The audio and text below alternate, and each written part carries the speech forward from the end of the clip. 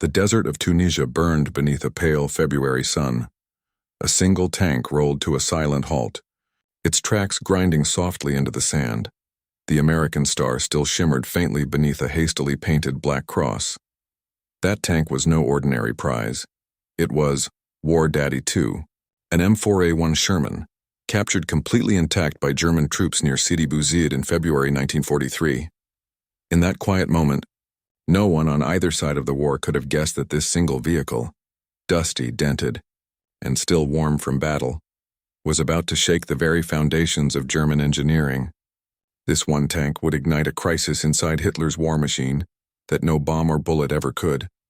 It wasn't about guns or armor anymore. It was about something the Germans had never imagined they might lose at: reliability. But before we continue, pause for a moment. If stories like this fascinate you, if you love history that feels alive, real, and human, then hit that subscribe button right now. Let us know in the comments where you're watching from, because in this channel, history connects us all across time and oceans. Now, let's return to the desert, and to a tank that would rewrite the rules of modern warfare. The Germans surrounded War Daddy II, like archaeologists discovering something alien. Officers from the Heavy Panzer Battalion 501 crouched close, sketchbooks open, measuring, touching, writing furiously. They weren't just looking at an enemy machine, they were staring at a revelation. To them, this tank represented the full industrial muscle of the United States, made real in steel and oil. It wasn't the size or the gun that shocked them. It was what happened when they tried to push it. A small reconnaissance unit was ordered to drive the captured Sherman across 350 kilometers of brutal North African terrain, all the way to the port of Sfax. It took 4.5 days. 4.5 days of heat, sand, and endless dunes. And through it all, the tank never failed. Not once. The Germans expected the American engine to choke in the desert heat. It didn't. They waited for the transmission to seize, for the gears to grind to dust. It never happened. The tank just kept moving, mile after mile, hour after hour, like a mechanical beast that refused to quit. German mechanics, used to constant breakdowns and overheating in their own vehicles, watched in disbelief. Their prized machines, the Panzer III and IV, often broke down before even reaching the battlefield. But this American machine, it simply worked. And the more it worked, the more it terrified them. When War Daddy II finally reached Sfax, the officers didn't celebrate their capture. They were too busy studying it, documenting it, whispering about it. Orders arrived straight from the German Army Weapons Office. The tank must be sent to Germany, intact, operational, untouched. They didn't just want to see it. They wanted to dissect it. Loaded onto a ship bound for Europe, the captured Sherman sailed north across the Mediterranean, past night skies lit by distant war. Its destination, Kummersdorf, a secret testing ground 25 kilometers south of Berlin, the same place where Germany tested every new weapon, every prototype, every captured enemy machine. What awaited there wasn't just another round of weapons testing. It was an awakening. By spring 1943, War Daddy II rolled off the transport train into the heart of German industry. Its new markings, Zugfahrts 259 and license plate WH058941, barely concealed its origin. Engineers in gray uniforms swarmed around it. They covered its armor with chalk markings, measuring angles, noting weld patterns, inspecting every bolt as if it were an alien artifact. The Germans were famous for their obsession with precision. At Kummersdorf, they measured everything. From track tension to air filter capacity, every number was written down. Every measurement triple-checked. This was not curiosity anymore, it was a full-blown investigation. They started with the transmission. That's where the shock began. German tanks used straight-cut gears, noisy, fragile, demanding precision and constant maintenance. The Sherman used herringbone gears, a design so simple and durable it spread mechanical stress evenly across multiple teeth. To the Germans, this was absurdly over-engineered for a battlefield tank. To the Americans, it was just normal automotive design, something any factory worker could assemble by the thousands. The Germans had dismissed herringbone gears as too complex to mass produce. The Americans had been making them since the 1930s. For trucks, the tests began. Engineers drove War Daddy II through mud tracks, sand dunes, and rocky slopes built to replicate the front lines. They recorded everything: engine heat, oil pressure, vibration levels, and power loss. After each test, they tore parts out, inspecting for wear, expecting to find flaws. They found none.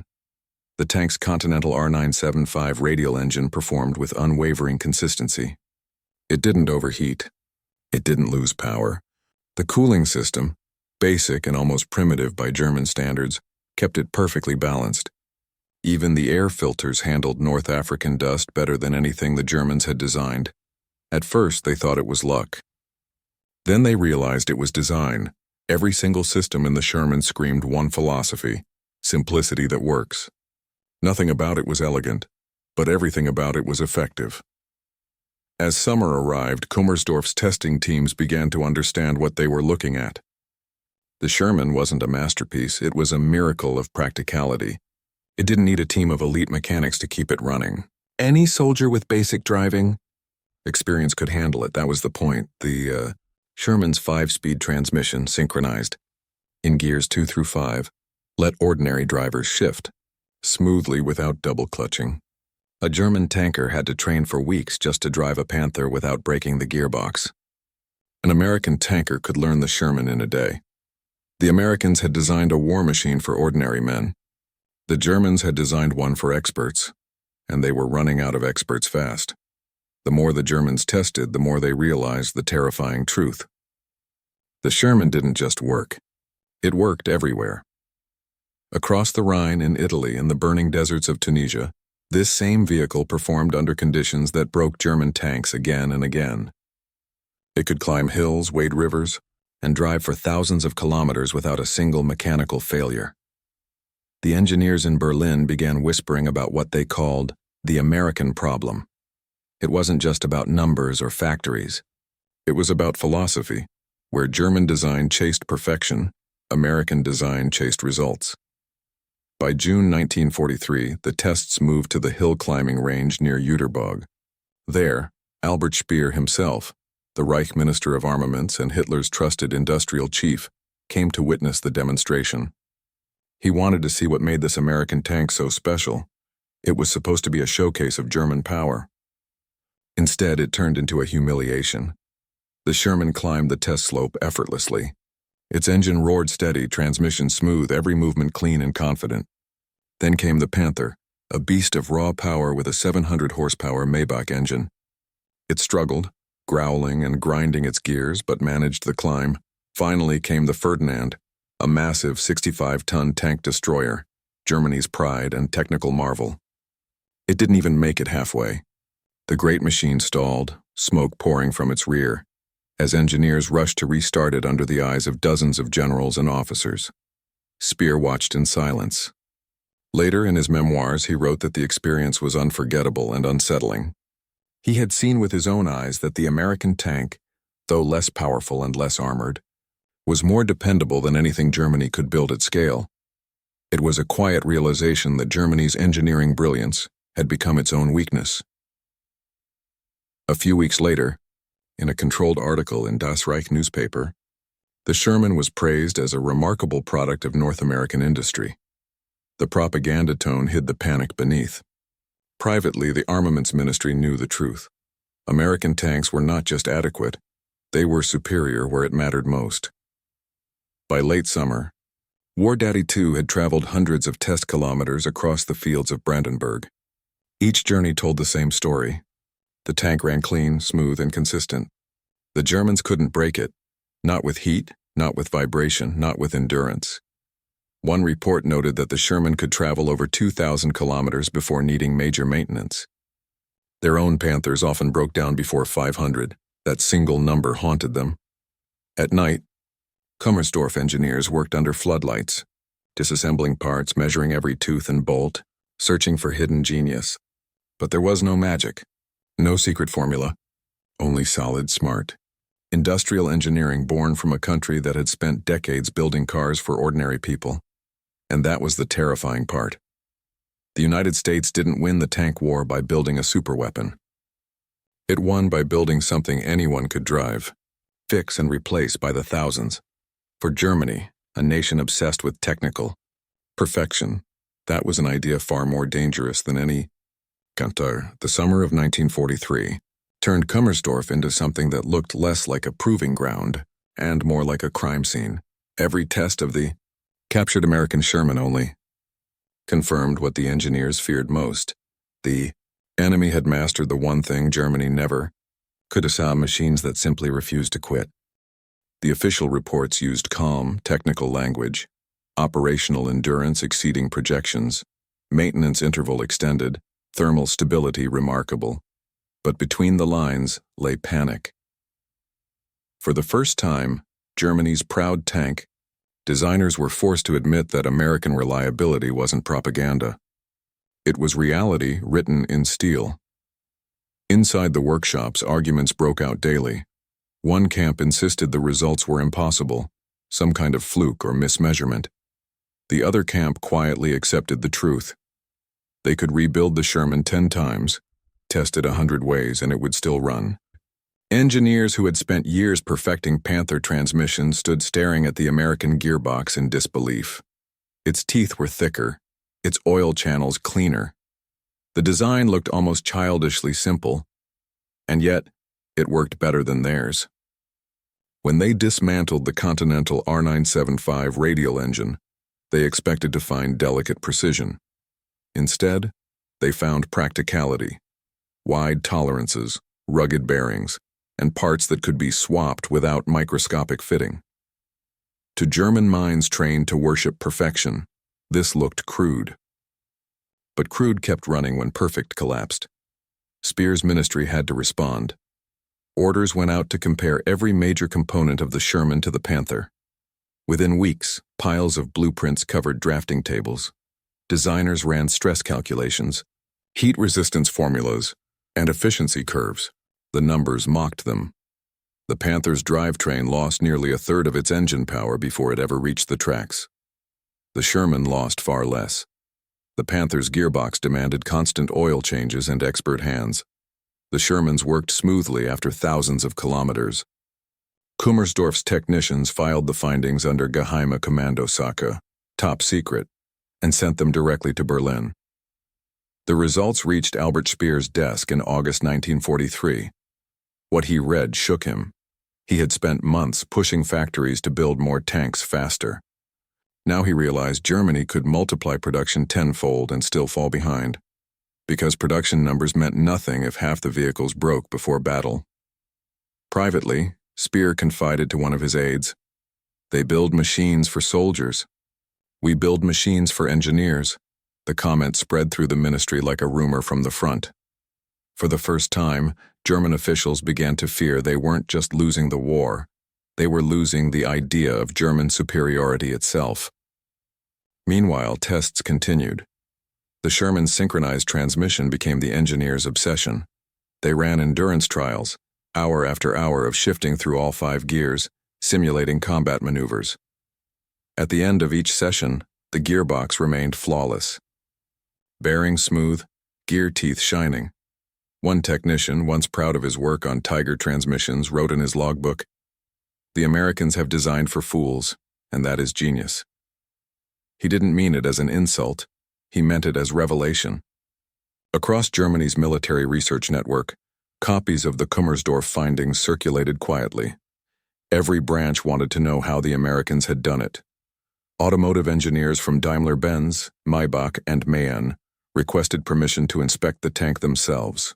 When they did, they left in silence, some shaking their heads, others taking frantic notes. What astonished them most wasn't the mechanics, it was the philosophy. American design assumed the man behind the wheel might be a farmer, a student, or a factory worker drafted months ago. He needed a machine that forgave mistakes. German design assumed a career soldier trained for years. Their tanks demanded finesse. The slightest misshift or clutch error could destroy a gearbox.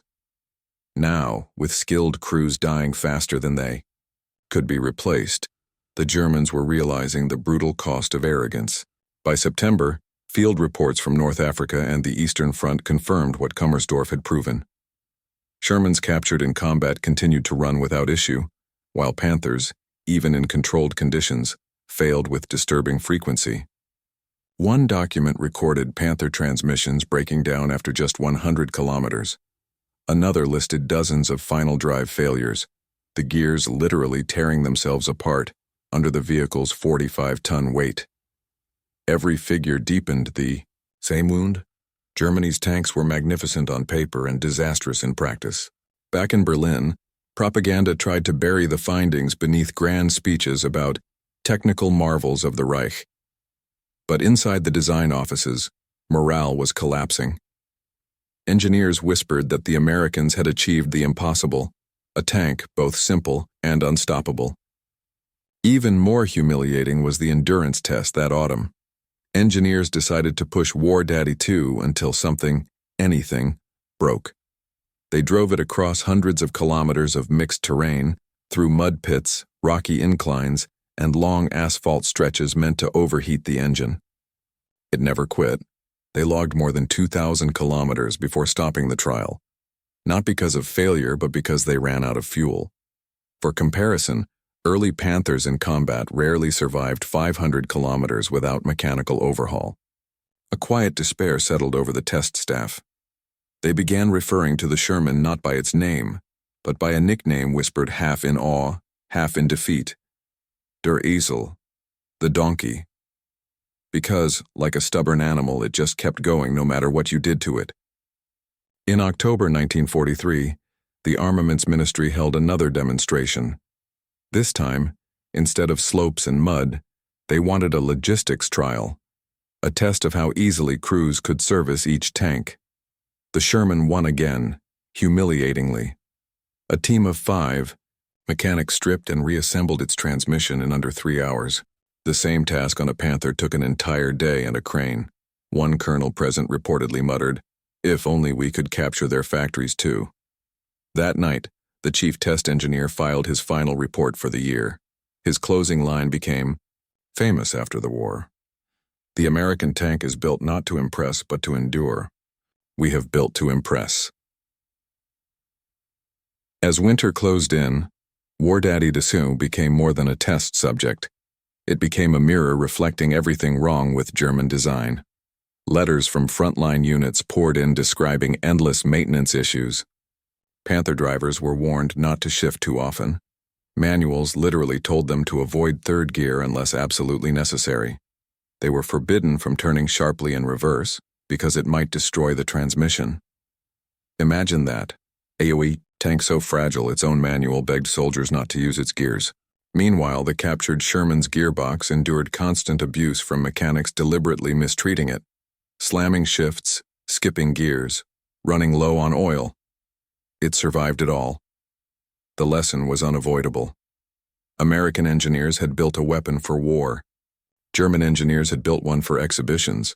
The Kummersdorf team submitted yet another report in December, warning that mechanical unreliability was becoming a strategic threat. They even suggested studying American automotive manufacturing methods. The proposal went nowhere. By early 1944, German tank production was unraveling. Allied bombing raids hit factories across the Reich. Skilled labor was vanishing. Replacement parts grew scarce. At Friedrichshafen, the Maybach engine plant was reduced to rubble in a single night. ZF, the gearbox manufacturer, was destroyed alongside it. For 6 months, production stopped completely. When assembly lines restarted, the workers were no longer engineers or craftsmen.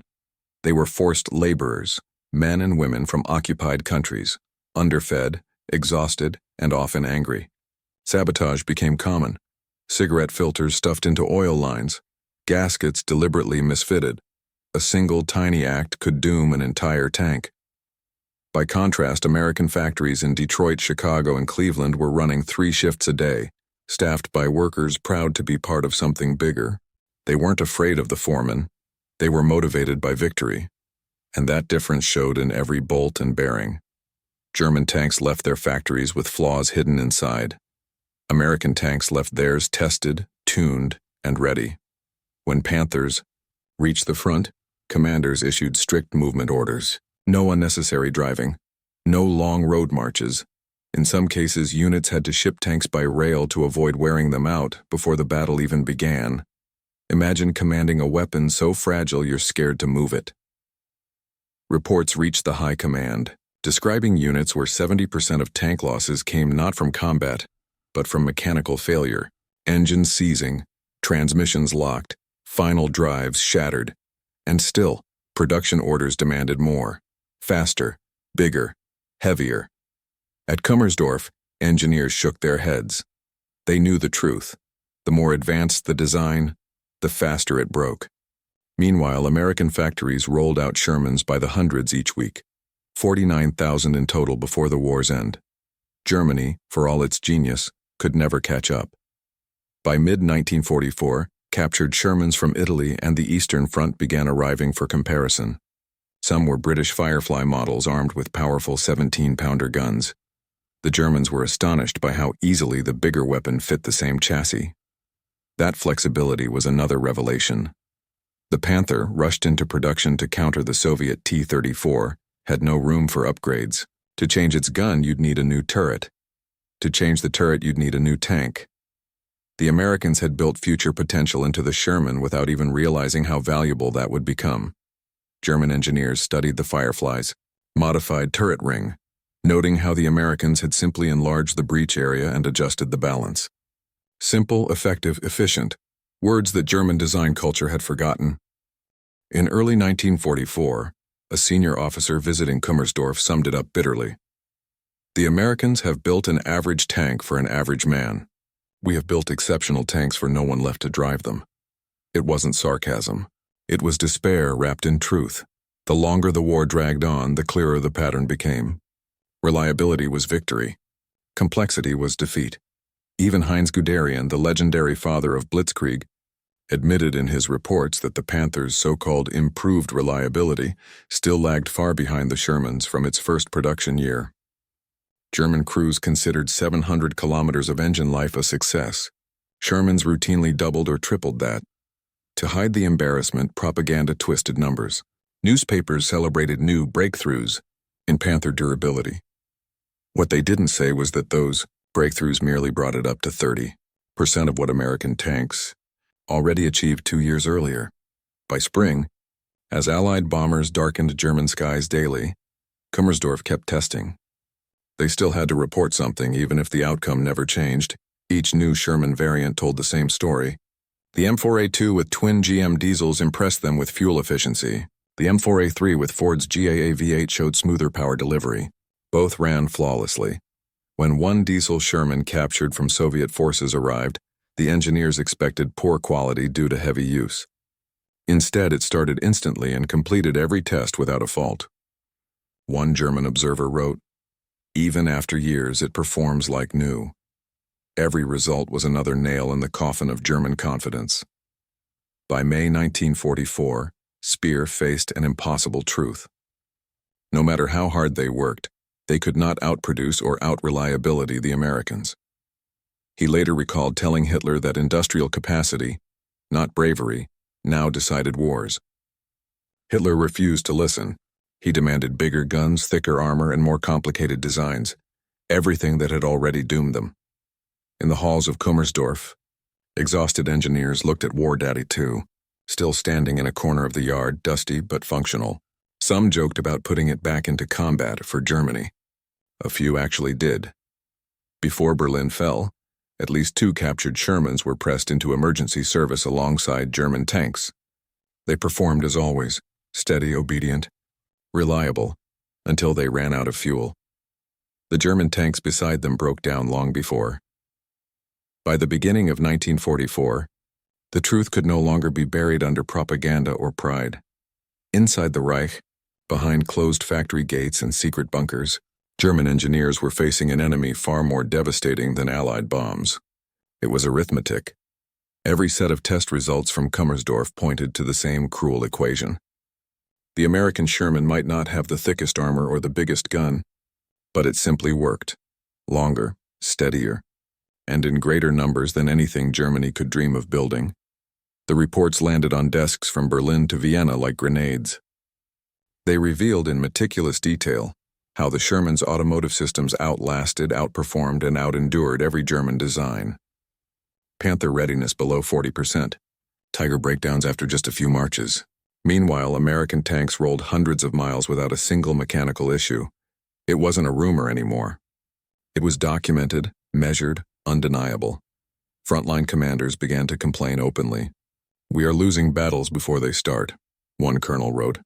"Not because the enemy fires first, but because we cannot arrive." He wasn't exaggerating. Whole units were stranded behind their own lines, surrounded not by enemies but by their own broken machinery. Engines overheated. Transmissions shattered. Final drives failed catastrophically. By contrast, the Sherman had become the soldier's best friend. Not glamorous, not invincible, but dependable. A machine that got you to the fight and brought you home again. Back in Kummersdorf, the engineers kept running comparative tests, perhaps hoping for a miracle that never came. Each new trial ended the same way. The Panther faltered, the Sherman cruised on. It was as if the American machine were mocking them with its stubborn endurance. The Germans had built a predator that needed constant feeding. The Americans had built a workhorse that could run on anything. Even the smallest details revealed entire worlds of difference. The Sherman's filters handled dust storms that crippled German engines in minutes. Its cooling system kept stable temperatures across environments from African deserts to Italian mountains. The Panther's cooling fans, by contrast, required perfect calibration and constant monitoring. One mistake, and the whole engine seized. Every kilometer the Sherman drove felt like a lesson written in humiliation. By early spring, Hitler's high command demanded explanations. Why were their superior tanks failing while the Allies advanced at unstoppable speed? The answer was brutally simple. Germany had designed for perfection, America for endurance. At the front, the evidence was everywhere. Field mechanics reported that replacing a Sherman's gearbox took hours. Replacing a Panther's could take days, if spare parts even existed. German crews often cannibalized one tank just to keep another running. Every repair shrank the army a little more. In Italy, soldiers from the 26th Panzer Division sent back alarming messages. They had witnessed captured Shermans climbing terrain their own tanks couldn't handle. The American engine-to-weight ratio, they noted, gave superior cross-country mobility on level ground and slopes alike. For men trained to believe German engineering was the pinnacle of precision, that realization was soul-crushing. In June 1943, even Albert Speer had admitted in his reports that the Sherman's mechanical reliability was commendable. By 1944, those polite words had turned into fear. The longer the war went on, the clearer it became that no amount of technical brilliance could compensate for industrial weakness. German factories simply couldn't keep up. Skilled machinists had been drafted into the army. Replacement workers, many of them prisoners and forced laborers, had neither the training nor the motivation to maintain strict tolerances. Mistakes crept in everywhere. Cigarette filters found in oil passages. Incorrect gaskets. Loose bolts left inside engines. Each error meant another tank doomed before it left the assembly line. Meanwhile, in Detroit and Chicago, assembly lines ran day and night under bright factory lights. Workers sang, laughed, and built. They had weekends, decent food, and pride. Every tank that rolled out of those plants represented not only power, but purpose. The result was visible on the battlefield. By summer 1944, Allied forces stormed Normandy with entire divisions of tanks that actually moved. The German army counterattacked with machines that barely started. Of the 184 Panthers deployed at Kursk the previous year, more than half never reached the front because of mechanical failure. Panzer commanders begged for spare transmissions. Factories couldn't deliver. One desperate battalion commander wrote, "We are lions trapped in cages made of our own steel." While German tanks sat broken in barns and forests, American Shermans advanced relentlessly. When one broke down, rarely had mechanics fixed it within hours. Interchangeable parts meant any piece from any factory fit perfectly. Germany never achieved that. Every Panther from every plant was slightly different. Parts couldn't be swapped freely. A transmission from one might not fit another. It was industrial chaos disguised as craftsmanship. Kummersdorf engineers logged the data with growing dread. They compared engine lifespans. Sherman diesels exceeding 3,000 kilometers. Panther engines, even improved models, lasting barely 1,000. German memos celebrated that achievement as progress. The irony was brutal, the Reich cheering for results the Allies had already surpassed 2 years earlier. In one confidential note, Guderian himself admitted, "We have achieved acceptable reliability by spring 1944. That acceptable standard would have been considered failure in any American factory. Everywhere, the same theme echoed. Germany was fighting a war of masterpieces against an army of machines. Then came the Allied bombing campaigns. The final blow. In April 1944, the Royal Air Force hit Friedrichshafen with more than 300 bombers. The Maybach engine plant, source of almost every German tank motor, was flattened. The adjacent ZF gearbox factory, gone. Production halted for 6 months. When manufacturing resumed, it was chaos. Slave labor, shortages, and shattered infrastructure ensured that quality fell off a cliff. While the Germans struggled to rebuild, American factories doubled output. The United States could now replace in 1 month what Germany lost in half a year. To Albert Speer, the numbers told the story better than any speech. The U.S. produced nearly 50,000 Shermans during the war. Germany, all models combined, never reached half that.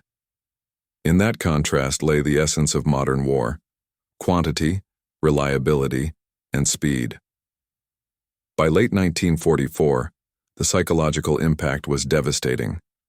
Tank crews no longer trusted their machines. Soldiers called the Panther the beautiful liar. It looked deadly but couldn't be relied on. Many preferred captured Shermans. They called them Tommy's donkeys, slow maybe but faithful. German units even integrated these tanks into their ranks. The 10th SS Panzer Division used a dozen captured Shermans at Hatton in 1945. They served until fuel ran out, not because of breakdowns. The irony was impossible to ignore. German troops trusted American machinery more than their own. Inside the collapsing Reich, the Kummersdorf team continued gathering data, even as artillery thunder grew nearer. The engineers had turned into archivists, trying to preserve their findings for a future that might learn from their failure. They documented how Panther final drives failed after as little as 100 kilometers, sometimes even less. They compared that to the Sherman's final drives, still running flawlessly after thousands. Restoration specialists decades later would open those same gearboxes and find them almost pristine, proof of design margins so generous they had outlasted history itself. By early 1945, the Reich's Inspector General of Panzer Troops compiled one last report: 100 defective final drives in Panzer IVs, 370 in Panthers, 100 in Tigers. Orderly utilization of tanks, the report concluded, is simply impossible. In plain language, the army could no longer move. That single admission marked the death of the German war machine. When Soviet forces approached Berlin, Kummersdorf prepared for evacuation. Engineers packed up reports, photographs, and pieces of War Daddy Tooge onto trains heading west. They knew their work was over. Some of them had begun to admire the American tank not as an enemy weapon, but as a masterpiece of practical engineering. In the final weeks, at least 2 captured Shermans were pressed into last-ditch service defending Germany itself. They fought until they ran out of ammunition, long after the Panthers beside them had stopped moving. In those dying days of the Reich, War Daddy II stood as a silent witness. The machine that had traveled from Tunisian sands to German laboratories had told a story more powerful than any speech or order. It proved that industrial maturity, not mechanical genius, decides the fate of nations. After the war, Allied intelligence poured over the captured German archives. The Kummersdorf data astonished even them. The Germans had known, for years, that reliability would win the war, and they had been powerless to change it. The British and Americans used those reports to guide their post-war designs. But the greatest irony of all? The West German engineers who would later create the Leopard 1 main battle tank studied those very documents too. They learned from the Sherman, consciously avoiding the mistakes of their predecessors. The Leopard 1 was everything the Panther was not: simple to maintain, reliable in the field, built with generous margins and easy access for mechanics. The same men who once cursed the Sherman's crude design now honored its philosophy. Decades later, historians would look back and realize the significance of what happened at Kummersdorf. The battle that changed modern warfare wasn't fought with shells or armor. It was fought with wrenches, blueprints, and gears, and the winner wasn't the tank with the strongest gun, but the one that simply started every morning. In the end, War Daddy 2 was more than a captured trophy. It was a message written in steel. Reliability is power. Germany's engineers had chased elegance and precision. America's engineers chased endurance and accessibility. The world would never again make that mistake. The lessons from that single tank rippled through the entire 20th century. They shaped the Cold War's armored doctrines, influenced industrial design, and proved that simplicity backed by mass production could defeat the most complex machinery ever built. By the time the war ended, German factories were silent. American assembly lines were still humming. The Sherman had become more than a tank. It was a symbol of a nation that understood that true strength lies not in complexity, but in consistency. That was the legacy War Daddy 2 left behind, May 1945. The guns had fallen silent, yet the noise of machinery still echoed through the wreckage of Europe. Between piles of burnt metal and broken dreams, a single truth remained. The war had been decided not just by courage or strategy, but by engineering philosophy. When Allied soldiers entered the ruins of German factories, they found more than debris. They found filing cabinets stuffed with test data, pages stamped Kummersdorf Geheim, reports about one captured American tank that had refused to break. War Daddy 2, it read on the faded photographs. Even in defeat, the Germans had preserved its records. They knew those lessons would outlive the war. All across the bomb-scarred Reich, surviving engineers were being interrogated by Allied technical teams. The questions were not about rockets or jet fighters. They were about transmissions, bearings, and why so many of Germany's celebrated tanks had simply stopped moving. One exhausted designer from a man finally admitted, "Our weapons were too perfect for the world that built them." That confession summarized the entire industrial tragedy. In Stuttgart, British officers walked through what was left of a Panther assembly hall. They counted tools, jigs, and half-finished hulls coated in dust. On a workbench sat an engine block cracked clean through, a victim not of battle but of over-tight tolerances and poor wartime steel. An American colonel standing beside it whispered, "They built a masterpiece that couldn't survive reality." Meanwhile, thousands of miles away, American production lines were still running. The same factories that had built Shermans now turned out tractors, buses, and peacetime vehicles. The workers who once forged armor plate were welding school buses. The secret of their strength was continuity, design principles that flowed naturally from peace to war and back again. The difference was philosophy, not patriotism. German engineers had treated every vehicle as a handcrafted miracle. American engineers treated every vehicle as a system that anyone could assemble, fix, or replace. When the war ended, that practicality became the foundation of the modern industrial world. In 1946, Allied research centers began translating the German test archives. British officers at Farnborough called the Kummersdorf material the most comprehensive mechanical comparison of the war. One summary note concluded bluntly, "The Sherman succeeded because it was ordinary enough to be perfect." The phrase puzzled readers at first. Ordinary enough to be perfect? It meant the Sherman's genius lay in refusing to be extraordinary. Every nut, every bolt, every weld had been designed for mass use, not museum display. That made it unstoppable. When former German designers were released from internment, many were recruited into post-war projects, not as prisoners, but as experts. They arrived in factories in West Germany and France carrying boxes of blueprints salvaged from ruins. Among those drawings were copies of the Kummersdorf reports. They studied them like sacred texts. The lesson was clear. Reliability is not an afterthought. It is the weapon. During the 1950s, as West Germany rebuilt under Allied supervision, its new engineers faced a haunting question. If they ever built tanks again, what should they keep from the past and what should they bury forever? The answer became the crude Leopard 1. Its creators deliberately rejected the old obsession with perfection. They focused on ease of maintenance, generous design margins, and standardized parts.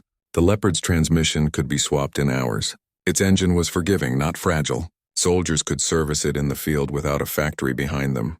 In every nut and gasket you could feel the ghost of the Sherman. Lessons learned from failure. By contrast, the Soviet Union drew its own conclusion from watching American success. Their post-war designs from the T-54 onward copied the principle of simplicity: fewer parts, broad tolerances, engines that ran on anything flammable. The world's future battlefields would be filled not with complex marvels, but with rugged machines inspired, directly or indirectly, by one American tank that refused to break down in a German laboratory. Even in civilian life, the philosophy spread. Post-war cars, tractors, and trucks carried echoes of the same logic: build for repair, not for perfection. Factories worldwide embraced interchangeable parts, flexible assembly, and user-friendly maintenance. The age of the engineer-artist was giving way to the age of the engineer-organizer. Among historians, debates about the Sherman's combat record would rage for decades. Critics called it undergunned, overproduced, even expendable. But veterans knew the truth. When shells were flying and bridges collapsing, reliability was life itself. A tank that moved when ordered was worth 10 that looked good in blueprints. In the summer of 1947, the Allied Control Commission held a technical exhibition in Munich. Repaired vehicles from every nation were displayed side by side. The Panther looked magnificent: sleek lines, thick armor. Next to it sat a Sherman, paint-chipped. Its engine started for demonstration. The crowd watched as it idled smoothly. The Panther's crew tried to start theirs. The engine coughed once, then died. The silence was louder than any speech. The reporters covering the event wrote it down as symbolism: the war's outcome in a single moment. Meanwhile, deep within West German research offices, young designers analyzed every surviving Allied machine. They noticed patterns, accessible panels, standardized bolts, redundant systems. Nothing glamorous, everything essential. They began teaching these ideas in universities. Students learned that reliability was not the opposite of innovation, it was its foundation. The mindset slowly rebuilt an entire nation's identity. Factories once dedicated to tanks turned to produce cars and trucks designed for decades of use. Mercedes and BMW would eventually export reliability as their new form of pride, proof that Germany had learned the hardest lesson of all. Across the Atlantic, the Sherman became a symbol of America's golden age of production. War museums displayed it as the tank that conquered through persistence. Engineers who had worked on its drivetrain moved on to the post-war automobile boom, applying battlefield lessons to peacetime design. One of them famously said, "If a farmer can fix it, the army can win with it." Those words defined an era. For Albert Speer, sitting in Spandau prison, the memories of Kummersdorf haunted him. During interviews in the 1960s, he spoke candidly about the American advantage. "They built with a sense of humanity," he said. "Our designs demanded perfection from imperfect men." He admitted that if Germany had focused on reliability instead of grandeur, the war might have lasted longer. But he doubted it would have changed the end. "You cannot out-engineer an entire society," he said softly. That realization transcended war. It was about the relationship between design and democracy. A democratic industry empowers its workers to build. An authoritarian one demands obedience, not creativity. The Sherman's simplicity was not just mechanical, it was social. Every worker, from the man tightening bolts to the driver in the field, shared the same language of function. That was something the Reich could never mass-produce. By the time the Cold War solidified, both NATO and Warsaw Pact doctrines had absorbed the lesson. Mobility, availability, and logistics became the holy trinity of modern warfare. Every tank since Patton, Leopard, Centurion, T-72, carried within it the ghost of that American engine rumbling steadily through desert sand. Yet beyond strategy and steel, there was something deeply human in the story. The engineers at Kummersdorf were not villains. They were craftsmen trapped in a collapsing system. Many later confessed admiration for the machine they had tested. Some even restored Shermans for museums decades later, smiling sadly as the engine started at the first turn. "Still works?" One old mechanic laughed in 1975, wiping his hands on a rag. "We tried to break it once. We never could," the crowd around him applauded, unaware that those simple words carried the weight of an entire century's technological evolution. Through that captured tank, Germany had learned humility. America had proven industrial genius, and the world had discovered that progress means learning to build enough, not too much. Today, when engineers design vehicles, Appliances, or even smartphones, they follow the same unwritten rule born in those wartime factories. Make it work, make it last, make it fixable. That rule outlived every general who fought the war. And somewhere, in a museum corner or a veteran's backyard, an old M4A1 still sits beneath the sunlight, its once hastily painted German cross long since scrubbed away, its engine waiting patiently. Turn the key and it starts, just like it did in Tunisia in 1943, because that's what reliability means. It remembers. History rarely ends with explosions. Sometimes it ends with the quiet hum of an engine that still works long after the war that built it has faded into memory. In a museum yard outside Koblenz, Germany, sunlight falls across a faded green hull. The name on the side is barely visible now, War Daddy 2.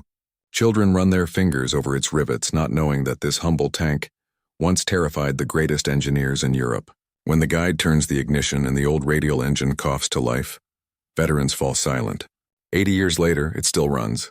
That sound is more than nostalgia. It's proof of a simple truth born in the most complex war in history. Reliability wins. After 1945, the Allies didn't just rebuild cities, they rebuilt philosophies. In laboratories, classrooms, and factories, engineers dissected the war's machines to understand why some endured and others didn't. They found the answer in a single word: forgiveness. The Sherman forgave mistakes. It forgave dirt, rain, rushed maintenance, and tired hands. It worked for the average soldier, not the ideal one. And that spirit, practical, democratic, almost humble, became the blueprint for the modern world.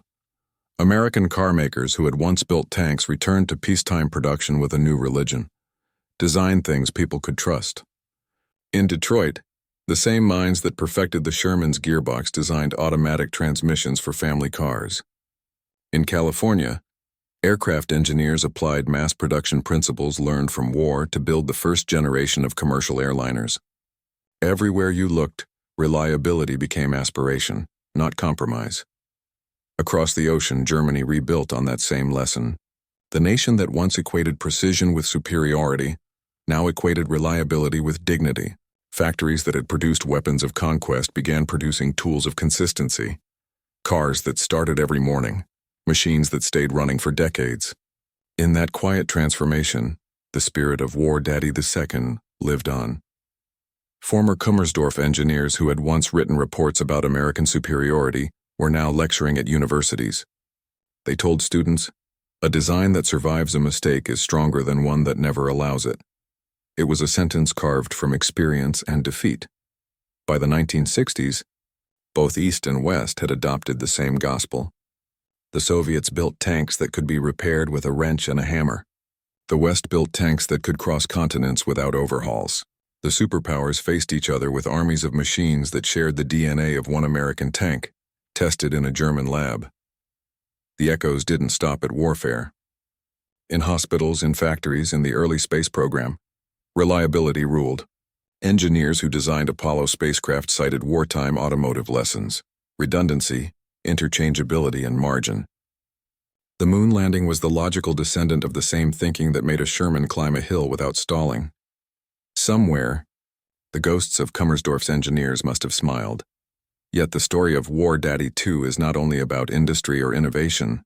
It's about humility, the courage to admit that sometimes good enough is better than perfect.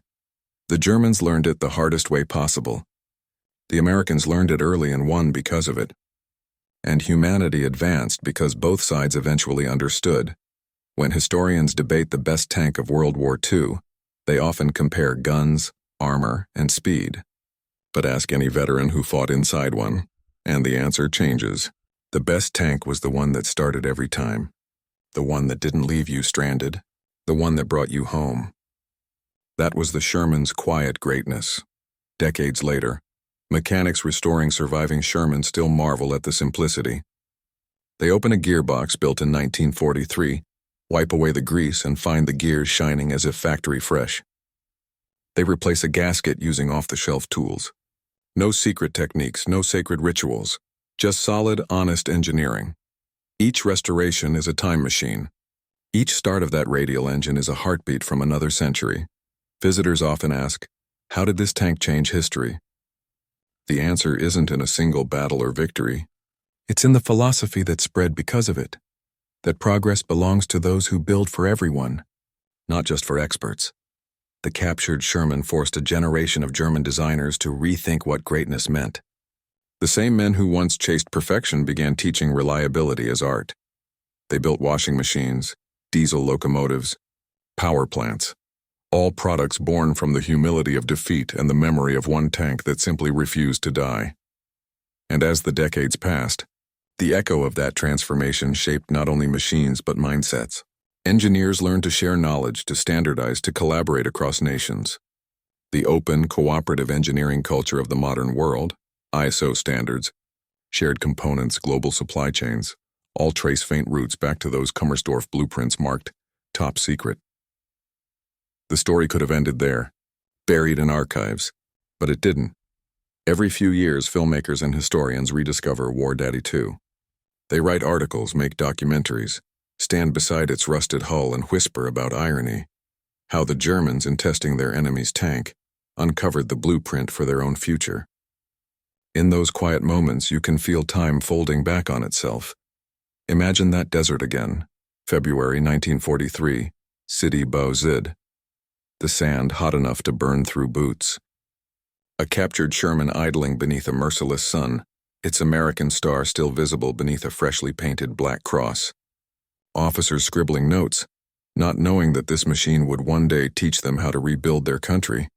If they could have seen 80 years ahead, the highways, the factories, the cars starting at dawn without hesitation, they might have realized that they weren't just testing a tank. They were witnessing the future. That's the miracle of history. Sometimes the most ordinary things, as a gear, a bolt, a stubborn engine, carry the weight of destiny. War Daddy II never fired another shot after the tests. It didn't need to. Its greatest victory was not in battle, but in the minds it changed. It proved that genius isn't in complexity, but in endurance, in building something that works when it matters most. And perhaps that's a lesson for us too.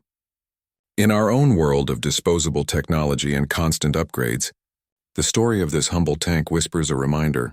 The real measure of progress is not how advanced something is, but how long it lasts, how easily it can be trusted, how faithfully it serves. The Sherman was built for soldiers. Today we build for everyone. The spirit is the same. If this story touched you, if it made you see history not as dusty pages but as living proof of human imagination, then take a second right now. Tell us in the comments where you're watching from. Hit that subscribe button to join our community of history lovers who keep these forgotten stories alive. Turn on notifications so you never miss the next journey through time. Because here, we don't just remember history, we make it breathe again every week. We uncover the hidden moments that shaped our world, inventions born from war, courage forged in factories, and lessons written in steel. So, if you believe stories like this deserve to be heard, stay with us. Subscribe now, share this video, and together let's keep crossing the rivers of history, one forgotten story at a time.